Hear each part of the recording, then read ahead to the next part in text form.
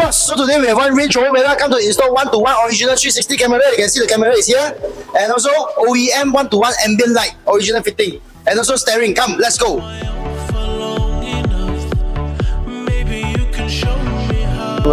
Originally this car only have reverse camera, you can have a look. So our 360 camera, what is the difference is we use touchscreen to control back the 360 camera, fully plug and play, and it's synced with our Range Rover function. You can see the rule line here. Once we turn on our steering, you follow the steering turn. Turn left, turn right, you follow here, okay? So this is synced with original Range Rover punya function. Dia bukan guna itu satu knob dia turn not This one is fully interface with Range Rover punya function. So we have it in 3D mode, and this is the 2D view of the car from the top view.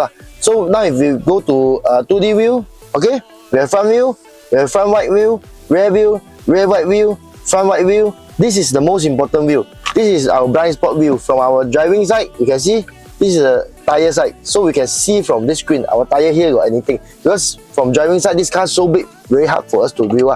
Okay, so after all this view, we have one more function. Let me show you. Today, if you close this 360 camera, I put reverse.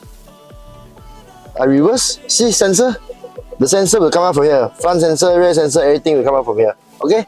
So if I move front, automatic jump to front camera. Sensor continue. Okay? So if I have thing there, they will put a sensor there. Okay? So this is the 360 view for Range Rover all car models, including Range Rover Sport, Rover, Velar, 𝐸𝐸, anything.